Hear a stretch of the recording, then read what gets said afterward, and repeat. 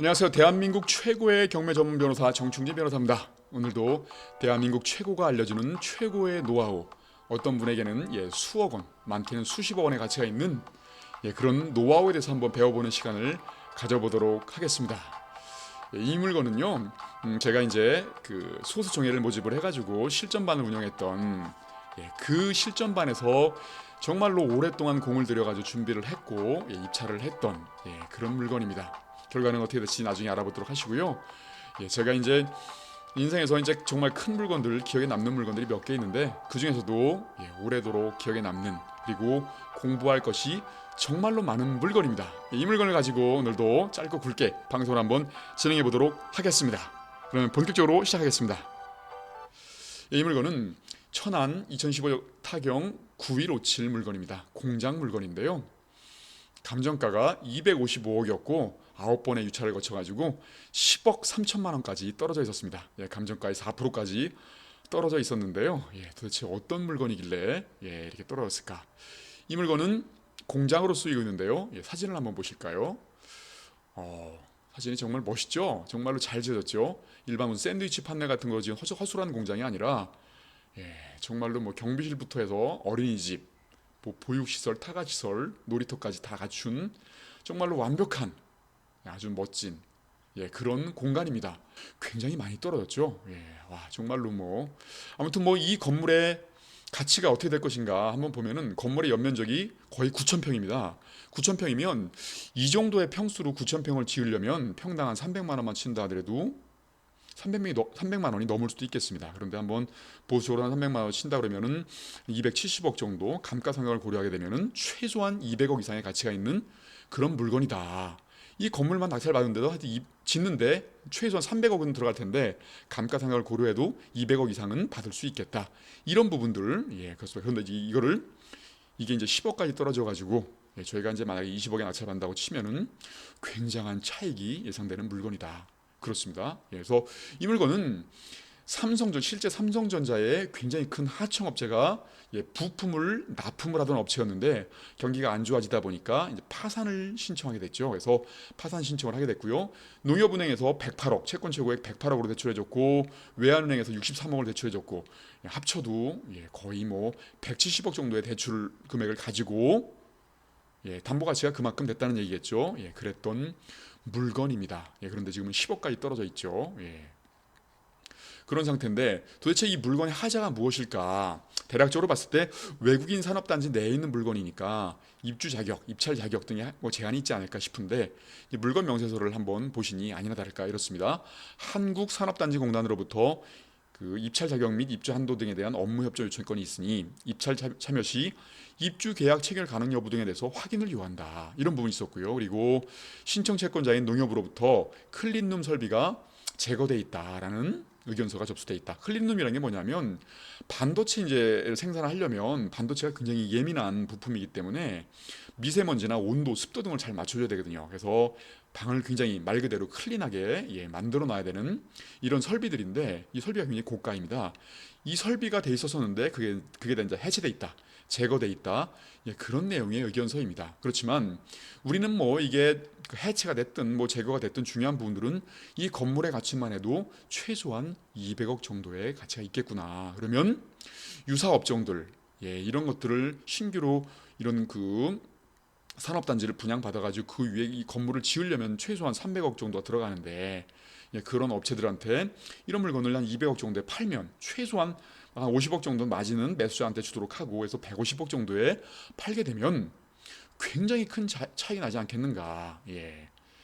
이런 생각을 한번 품어볼 수 있는 것들인데 왜 이렇게 많이 떨어졌는가 봤더니 실수요자들의 입장에서 봤을 때에는 나름대로는 입찰 자격이 있기 때문에 함부로 입찰할 수 있는 물건들이 아니더라. 그래서 저희가 이제 한국산업단지공단을 찾아가가지고 입찰 자격을 한번 문의를 좀 해봤더니 일단은 최첨단 산업 업종 제한이 있었고요. 그리고 그 업종을 갖고 있는 그런 회사는 최소한 30% 이상은 외국인이 투자를 해야 되는 지분 관계상 외국인 지분이 30% 이상이 돼야 된다. 그리고 가장 중요한 요건이었는데요. 향후 5년 이내에 72억에 상당하는 외국 자본을 유치를 해야 된다. 그런 조건을 갖추지 못하게 되면 원상 복구를 하게 되고 자칫하면 이 건물을 철거할 수도 있게 되고 기타 이제 분양 계약을 해지를 하게 되고 기타 여러 가지 불이익을 준다. 이런 부분이 문제가 있었습니다. 그러다 보니까 이제 실수 업체들은 그런 조건을 맞추기가 어려우니까 안 들어오게 됐고, 그리고 규모가 너무 크다 보니까 이게 연면적이 9,000평이나 되거든요. 그러니까 이 정도의 규모를 맞출 수 있는 그런 업종들, 장비 업체들이나 뭐 이런 데들이 과연 있겠는가, 이런 우려들도 분명히 있었고요. 과연 이걸 우리가 낙찰 받는다 하더라도 사줄 사람이 있겠는가, 이런 부분들도 문제가 있었었죠. 근데 이제 이런 부분들은 실수요적인 그런 문제에서 입장이고, 우리는 이제 경매 프로지 않습니까? 예, 경매 투자자 입장에서 한 번쯤은 상상력을 발휘해 볼 필요가 있겠죠. 이게 이제 뭐 입주 자격이 있든 뭐든 간에 하여튼 이 건물의 가치는 최소한 200억 이상이 된다. 이 부분들은 분명한 사실이지 않습니까? 그렇게 되면 저 건물을 철거당하지만 않는다고 한다 그러면, 원상복귀시키는 그런 불이익만 없다고 한다 그러면 누군가한테 일단은 팔 수는 있겠구나. 우리가 입주 자격을 갖추지는 못한다 하더라도 입주 자격을 갖춘 다른 업자한테 시간을 두고 팔 수는 있겠구나. 이렇게 한번 생각해 볼 수는 있지 않을까요? 예, 그렇죠. 그런 부분들도 있을 수 있겠죠. 그래서 여러 가지 한번 조사가 좀 필요하겠다 싶어서, 당시에 이제 제가 그 실전반 10명을 소수정예를 모집해가지고 실전반을 운영하고 있었는데, 그 실전반들한테 조사를 한번 시켜봤죠. 이렇게 꼼꼼하게 진두지휘를 해서 이런저런 것들을 한번 조사를 해봐라라고 했는데, 조사를 해보고 나서 무려 15쪽에 달하는 임장 보고서가 들어왔습니다. 리스크가 무엇인 것인가, 이런 부분들을 한번 결론을 내려본 것들이, 공단 입주 조건에 맞는 기업을 물색하기가 어렵겠다. 그런 부분들. 그래서 그 입주 조건이 뭐냐면 외국인 투자 지분이 30%에 5년 내 72억을 투자 유치해야 한다. 아까 말씀드린 것처럼 이런 요건을 충족할 만한 기업들을 물색하기가 참 어렵더라. 이런 난관이 좀 있었고요. 그리고 낙찰 후 1년 내에 입주 조건을 갖추지 못하면 매각을 해야 되는데, 1년 내에 매각하지 못하면 3년 이하의 징역, 1,500만 원 이하의 벌금, 이런 부분들이 있다고 또 산업단지 관련자가 말을 해주더랍니다. 그리고 또 추가 1년 내에 최종적으로 매각을 해야 한다. 결론적으로 주어진 시간은 2년 내에 입주 계약을 체결하거나 아니면 매각을 해야 한다. 근데 우리가 우려했던 부분들은 매각을 하지 못했을 경우에 이게 원상복귀시켜 철거가 되는 것인가, 그런 부분들은 아니었다는 거죠. 이런 부분들도 투자자의 관점에서 본다고 치면 철거는 안 당할 수 있겠구나, 이런 생각들. 그리고 이 부분들 3년 이하의 징역, 1,500만 원 이하의 벌금, 아무리 그래도 그렇지 정당한 사유가 있어가지고, 그러니까는 정당한 매수자가 없어가지고 팔지 못했는데 과연 이렇게 징역형까지 처벌을 할 것인가, 이런 부분들은 법률 전문가의 관점에서 제가 바라봤을 때는 이렇지는 않지 않겠는가. 이건 분명히 그 산업자원 단지의 그 직원이 잘못 알고 얘기를 해준 것이 아니겠는가. 근데 저희가 또 꼼꼼하게 또 알아보니까, 만약에 이거 건물만 받았을 때에는 혹시라도 파는 기간 동안에 아마 2년이든 3년이든 걸릴 텐데, 그 기간 동안에 건물을 사용하지 못해도 임대료를 내야 되는 게 아닌가. 이 산업단지 그 부지 있지 않습니까? 분양받은 부지에 대해서 임대료를 내게 되면, 만약에 이렇게 되면 비용이 추가로 들어가는 부분들, 그런 부분이 있겠고. 그런데 낙찰 시 기존에 이제 연체된 혹시 그 사용료들, 기존에 그 공단이 사용했던 연체료도 우리가 사용료도 우리가 인수를 해야 될 것인가 했더니 그런 것들을 인수하지 않는다라는 확답을 받았고요. 그리고 낙찰로 소유만 하고 점용해서 사용하지 않는다면 사용료도 발생하지 않는다. 또 이런 확답을 받았습니다. 굉장히 우리한테 유리한 거죠. 그리고 입주 계약과 동시에 임대를 부과한다. 그러니까 입주 계약을 체결하지 못하고 매각을 준비하면서 계속 매수자만 알아보기만 한다면 임대료는 물지 않는구나. 그리고 또 하나 희망적인 얘기는 본 공장에 입주를 희망하는 기업이 존재하고 있더라. 근데 그런 그 기업이 들어올 수도 있겠구나. 그러면 그 기업과 경쟁을 해야겠구나. 이런 생각들을 가질 수 있게 됐죠. 굉장히 희망적인 내용들이죠. 이제 실용적으로 입찰을 이제 하게 되는데, 이제 준비를 하게 됐죠. 그래서 법령을 한번 검토를 좀 해봤더니, 그 법령의 내용들이 아까 이제 산업 집정화 및 활성화에 관한 법률이라고 했죠. 그 법령을 한번 찾아보면 여기 있습니다. 그런데 혹시라도 이게 경매로 누군가 낙찰받았을 때, 이렇게 파산됐을 때 그런 근거 법령이 있지 않을까 싶었는데, 아니나 다를까 찾아보니까 근거 법령이 있더라고요. 40조에 보면은 경매 등에 의한 산업용지 등의 취득, 경매에 의해서 이런 공장들을 취득한 자가 취득한 날로부터 산업통상자원부령으로 정한 기간 내에, 이게 1년입니다. 찾아보니까요. 1년의 기간 내에 입주 계약을 체결하지 못하는 경우에는 그 기간이 지난 날부터 또 1년 이내의 기간 동안에 삼자에게 양도를 해야 된다.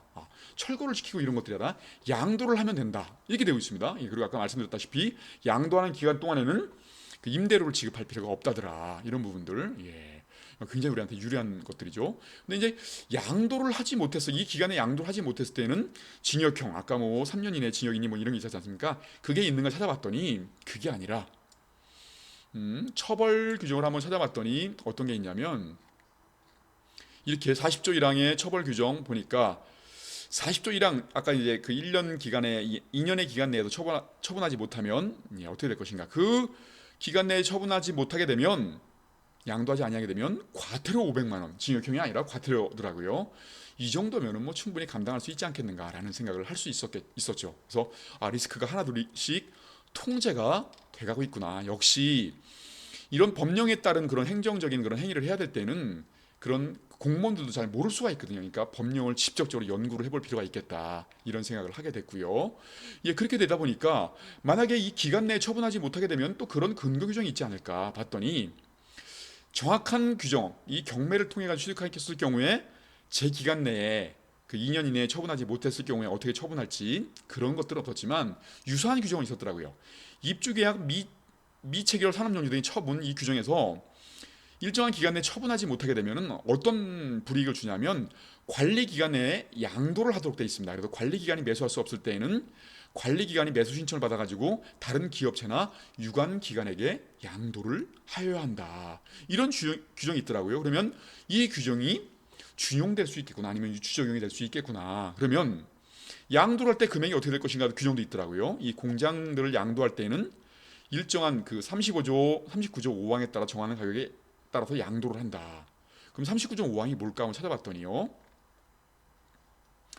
39조 여기 5항 여기 있네요. 5항 보니까 공장 등의 양도 가격은 감정평가 및 감정평가에 관한 법률에 따른 감정평가 범위 등의 시가 감정액, 이게 아까 법원의 그 감정가겠죠. 예, 그러면 250억 그 감정가를 고려하여 결정할 수 있다. 이렇게 돼 있네요. 야, 그러면 우리가 만약에 2년 이내에 이걸 팔지 못하게 되면 철거를 하거나 이런 것들이 아니라 관계 기관에게 양도를 하도록 이제 알선을 해준다는 건데, 이쪽에서요. 예, 산업단지공단이나 이런 관리청에서 알선을 해준다는데 그 알선하는 그 매매 가격은 감정평가 금액 250억 정도 선에서 결정이 된다. 이거 완전히 대박인 거지 않습니까?